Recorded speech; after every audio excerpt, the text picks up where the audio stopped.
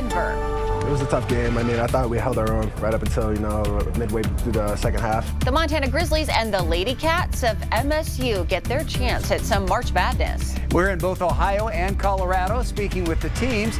Tonight, what they want you to know about their march to the big dance. What is your mindset coming into March Madness playing Ohio State? Your MTN 530 News starts right now. From Montana's news leader, this is the MTN 530 News. Well, good evening and thanks for joining us. I'm Russ Riesinger. And I'm Andrea. Lutz. Missing in Montana. Back in October, a 13-year-old girl on the Crow Reservation seemingly vanished. Tonight, our Haley Monaco is checking back in on that case as the FBI, the Sheriff's Office, and many others continue to investigate the troubling disappearance of Suede Buringground. Just down the road here in Gary Owen is the home that 13-year-old Suede Buringground disappeared from nearly 6 months ago. But her father says he isn't giving up hope. I really miss her. On October 6th of last year, Wade Buringground's life changed overnight. My mom called me and told me she was gone. His 13-year-old daughter with autism disappeared. I miss your pretty smile. I miss you, Suede. Come home. Search parties for Suede came out in full force after she went missing, from air to ground and water teams, looking all around the family home where she was last seen. They also bring a dog, another one. They took it that way, but there was nothing. But there's no new information. There's still nothing. We had a lot of resources.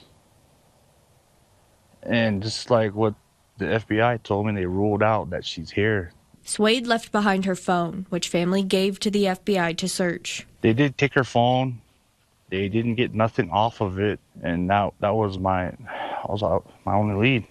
A spokesperson for the FBI tells MTN News they're actively working on Suede's case and encourage anyone with information to call the Bighorn County Sheriff's Office or the Salt Lake City FBI. They believe she was abducted. I just don't get how a 13-year-old would take off in this big world. Buringground says Suede was doing great in school and was even thinking about trying out basketball before she went missing. I pray every day. I wake up, ask the Lord for help, tell him to share my strength with her. That we're not giving up. And he remains hopeful that one day she will return. She's alive. I know it. Just gotta find her. In Gary Owen, Haley Monaco, MTN News. Nearly $1 billion. That's how much money Montana's cannabis industry has raked in since 2022, when marijuana was legalized in the Treasure State. Those sales have also generated tens of millions of dollars in tax revenue for the state. And now state lawmakers are rethinking how they're spending that money. MTN's Jonathan Enbarian takes us inside the debate at the state capitol. Thursday's debate on Senate Bill 307 centered on whether the revenue from Montana's legal marijuana sales should continue to be allocated the way it was when the state set up the system 4 years ago, or whether that allocation should be changed to more specifically address the effects of marijuana. Senate Bill 307 from Senate Majority Leader Tom McGilvray passed 30-20 on an initial vote. The bill would remove funding that currently goes to habitat conservation, state park maintenance, and trail development. Instead, it would direct more money to substance use treatment and to enforcement against black market marijuana operations. McGilvray said it was a mistake to direct money from a specific source to something unrelated to that source. But opponents of the change said the bill was forcing a false choice between funding conservation and responding to marijuana. I don't disagree with the philosophy behind this. I do wholeheartedly think we need to take a hard look at prevention, education, treatment, the crime that goes along with all of that, and the whole trickle effect. I just don't think that this bill is the way to go about doing that. Supporters of the bill said there are other ways to keep funding these conservation programs. We need to move this bill along. We still have time to look at our licensing fees and see where they're going to, and make sure that we can fund both things in Montana, because we do need to. The bill was extensively amended in committee, and senators adopted another change from McGilvray Thursday to leave more of the tax revenue in the state general fund. Governor Greg Gianforte's budget proposal also called for redirecting some marijuana revenue. At a news conference Thursday, Gianforte said he wouldn't comment specifically on this proposal yet, but he still wanted to see the legislature pass some changes in the distribution. If we're going to make a Schedule I drug available to the people of Montana, that's what the people of Montana wanted. I didn't support it, but we're implementing their will. I think we should be using a significant portion of that revenue for addiction recovery and mental health issues, which is what we've prioritized. SB 307 will be returned to a Senate committee that reviews bills which affect state revenue before being returned to the Senate for a final vote. If it passes that vote, it will make its way over to the House. In Helena, Jonathan Ambarian, MTN News. The Colstrip power plant received a lifeline as the Trump administration rolls back pollution regulations adopted by the Biden administration. The Environmental Protection Agency announced a review of the mercury and air toxics rule. The intent is to limit emissions of heavy metals and other toxic materials that become airborne when coal is burned. Well, the following day, the Interior Department announced an expansion of Montana's largest coal mine. Republican elected officials in Montana have long pushed for the continued operation of Colstrip. However, conservation groups criticize the decision, arguing the rollbacks will damage Montana's clean air and water.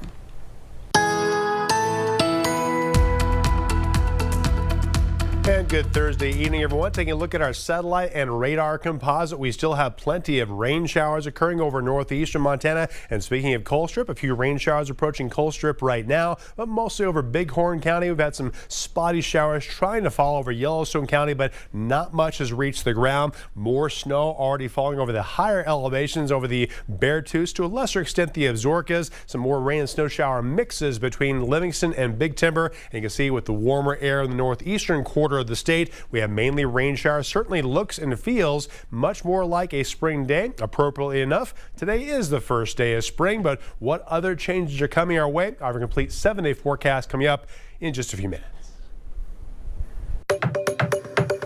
Some big changes on the horizon for those who use Social Security. The agency is now requiring in-person office visits, all in the name of preventing fraud. MTN's Isabel Spartz has more on the changes coming and why some advocacy groups are concerned about those impacts and the changes they could have. Vanita Cox is filling a service that we may often take for granted. I give people rides. I'm a volunteer for the rides program. She offers up her vehicle several times a week for a senior in need through the Adult Resource Alliance's volunteer rides program. I have had people try to tip me, which of course I won't take. It is fun. I get to be friends with them, and they are always so fun to visit with. She helps seniors like Pamela Greenfield get to where they need to go, like to buy her weekly groceries. It's made such a positive and important difference in my life. I'm very happy I found out about it. And soon, one of those locations may be the Social Security office. Beginning on March 31st, recipients will no longer be able to verify their identity over the phone, instead having to go in person or online. The changes will mainly impact those filing for the first time or those who need to change their bank information. Social Security has a lot of good, but it's hard for folks to navigate that. But for many seniors, getting to the office might be a challenge. In our area, there's regional offices for Social Security, so that means if you live outside of Billings in any distance, you're driving all the way into Billings to make those changes. Tyler Amundsen with Big Sky Senior Services and Erica Purington with the Adult Resource Alliance serve thousands of seniors in Yellowstone County, but they're concerned that the change will impact those who can't get the necessary transportation. There is a growing concern, and the need is big. Ability to serve is always crunched. The rides program utilizes hundreds of volunteers and will be looking for more within the coming weeks to help fill this need, as the increased demand for the service could stretch them thin. It's about caring for people on both sides, so we can care for the volunteer and empower them to really care for a senior and provide the services that are necessary and needed. The Social Security changes may bring some uncertainty, but these nonprofits and volunteers like Vanita will continue to help however they can. You're helping somebody else, whether you believe it or not, by getting out and helping. I could probably do more rides than what I do, and I would be more than willing to help out with that. In Billings, Isabel Spartz, MTN News. Well, if you were a little distracted at work today, you weren't alone. This year's NCAA tournament got underway this morning, and the Montana Grizzlies were among the teams invited to the big dance. This was the scene at Hooligan Sports Bar in downtown Billings, where Grizz fans packed the restaurant to cheer on their team. Well, the Grizz did ultimately come up short. Fans said the experience and atmosphere always makes for a fun time of year. I'm down here to watch the Grizz basketball, little NCAA tournament. Anytime you can get out here on a Thursday and watch basketball, and it's just like you get this environment, it's just awesome, man. Well, the outcome of the game, not exactly what fans or the team had hoped for. MTN's Kyle Hansen caught up with the Grizz after their game in Denver about the experience of playing in the big dance.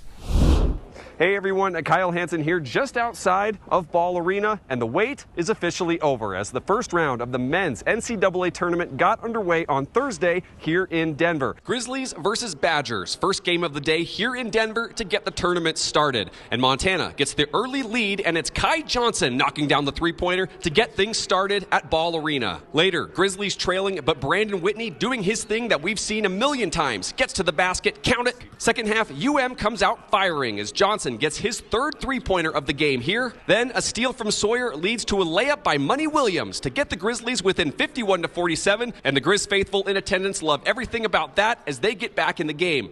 But down the stretch, the Badgers were just too much as Wisconsin defeats Montana 85-66 as the Badgers are on to the second round, and Montana closes its season at 25-10. You know, we went into this with a ton of confidence. I think, you know, for stretches of the game, we showed that we could play with them. We just couldn't sustain it. It was a tough game. I mean, I thought we held our own right up until, midway through the second half. I felt like we just kind of just let it start to slip away from us. But, I mean, the spirits are good in the locker room. We know we had a great season this year. Basically accomplished everything we set out to do. Play on a stage like this, it just means a lot. It shows what we're capable of. And I think we're all just proud right now. Reporting in Denver, Colorado, Kyle Hansen, MTN Sports.